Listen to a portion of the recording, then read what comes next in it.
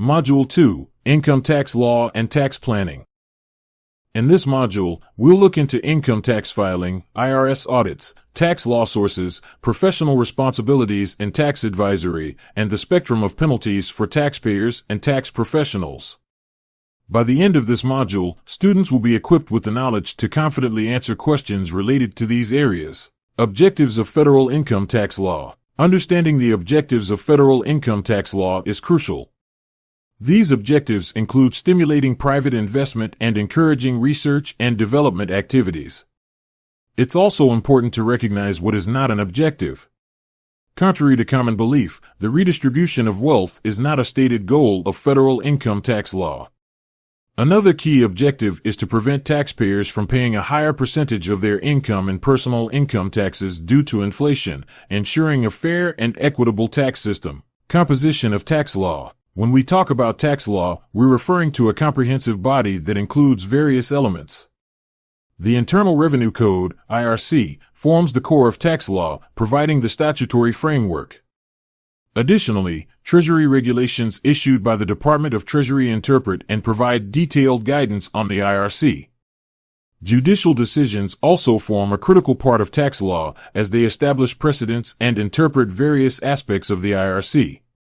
Thus, tax law encompasses all these elements, forming a robust and multifaceted legal framework. Hierarchy in tax law sources. In tax research, planning, and compliance activities, the hierarchy of legal authority is paramount. The Internal Revenue Code stands at the apex of this hierarchy, serving as the primary legal authority for tax laws. While income tax regulations, revenue rulings, and revenue procedures are important, they derive their authority from the IRC and serve to interpret and provide practical applications of its statutes. Understanding this hierarchy is essential for effective tax research and ensuring compliance with the law. Filing requirements and statute of limitations. The filing requirements for income tax returns vary based on different criteria, such as filing status and income type. Familiarity with these requirements is essential for compliance. Additionally, understanding the statute of limitations, which is typically 3 years from the date of filing, is critical. This period extends in certain situations, like substantial understatements of income or cases of fraud. The IRS audit process is an integral part of tax administration. Not every return is audited, but certain criteria or random selection can trigger an audit. Understanding the different types of audits, from correspondence audits to more in-depth field audits, and what happens post-audit, is essential for taxpayers and professionals alike. Tax professional responsibilities and penalties. Tax professionals have a duty to provide accurate, lawful tax advice.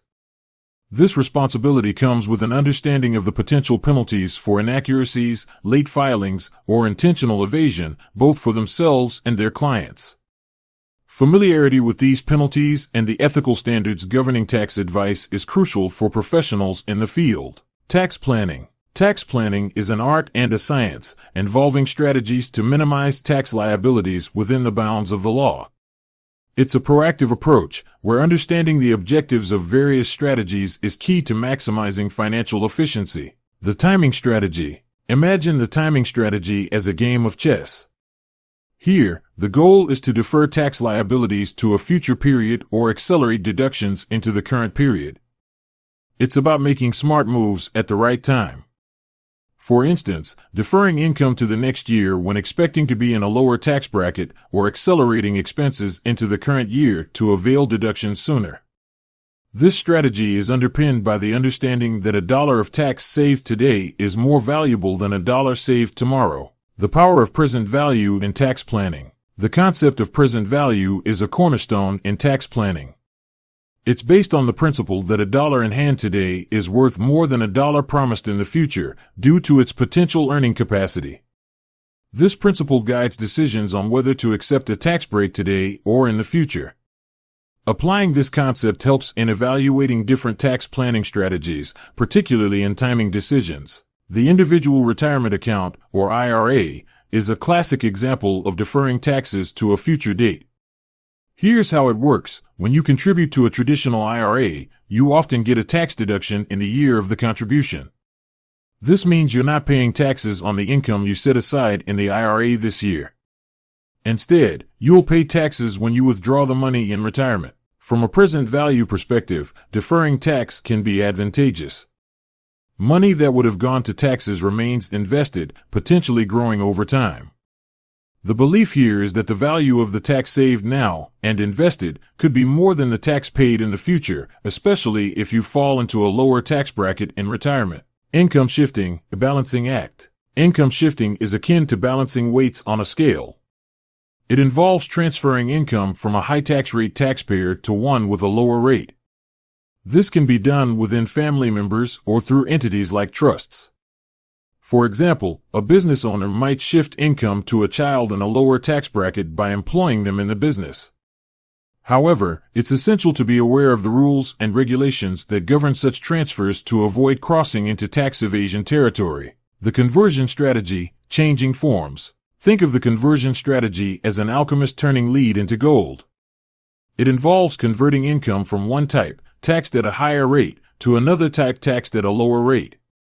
For example, converting ordinary income into capital gains, which are typically taxed at a lower rate.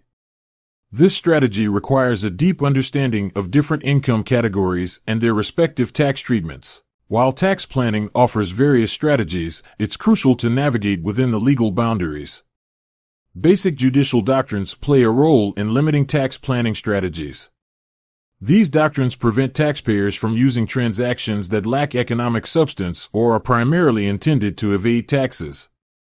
Understanding these legal constraints is crucial to ensuring that tax planning strategies are both effective and lawful, distinguishing tax avoidance from tax evasion. Finally, it's vital to distinguish between tax avoidance and tax evasion. Tax avoidance is the legitimate use of tax laws to reduce one's tax burden. It's like walking the line without crossing it. In contrast, tax evasion is the illegal practice of not paying taxes rightfully owed, akin to crossing the line into prohibited territory. Understanding this distinction is crucial for ethical and legal tax planning. Calculating taxes. Imagine individual income tax calculation as a recipe.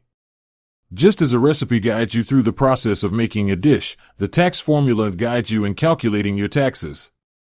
This formula starts with determining your total income, which includes wages, dividends, interest, and other income sources. From this, you subtract adjustments to income, such as contributions to a traditional IRA or student loan interest, to arrive at your adjusted gross income, AGI. Next, you choose between standard deduction and itemized deductions. Think of this as choosing between a ready-made meal, standard deduction, or a custom-cooked one, itemized deductions. After subtracting these deductions from your AGI, you are left with your taxable income. The tax rate applied to your taxable income depends on the tax bracket you fall into, with rates increasing as income rises. Once you calculate the tax based on these brackets, you then apply tax credits, like the child tax credit, and other adjustments. The result is either the tax you owe or a refund from the government. Dependents and tax implications. Identifying who qualifies as a dependent is key to unlocking certain tax benefits. A dependent could be a child, relative, or even a non-relative under certain conditions. The basic criteria include relationship to the taxpayer, residency, age, and financial support. For instance, a child who lives with you for more than half the year, is under 19, or under 24 if a student, and doesn't provide more than half of their own support, generally qualifies as a dependent. Child tax credit and kiddie tax. The child tax credit is a boon for parents, offering a significant credit for each qualifying child. This credit is designed to alleviate the financial burden of raising children. However, there's also the kiddie tax, which applies to the unearned income of children under certain age thresholds. This tax is designed to prevent parents from shifting large amounts of income to their children to take advantage of lower tax rates. Determining filing status. Your filing status is like choosing the right gear for a journey. It determines the tax rates and deductions applicable to you. The primary statuses are single, married filing jointly, married filing separately, head of household, and qualifying widow, with dependent child. Each status comes with specific requirements and tax implications. For example, a single individual without dependents typically files as single. A married couple might file jointly to capitalize on lower tax rates and higher deductions. A single parent might qualify for the head of household status, which offers more favorable tax treatment than filing as single. Your filing status plays a pivotal role in determining your tax liability, affecting your tax rate and deduction amounts. The 5 filing statuses are: single, which is generally for unmarried individuals without dependents. Married filing jointly is for married couples who combine income and deductions. Married filing separately. This is for married couples who choose to keep their finances separate. Head of household, for unmarried individuals paying more than half the cost of home upkeep for themselves and a qualifying person. Qualifying widow or widower, with a dependent child. This is for individuals whose spouse has died in the previous 2 years and they have a dependent child. In Module 3, we'll start looking at gross income and how to define it.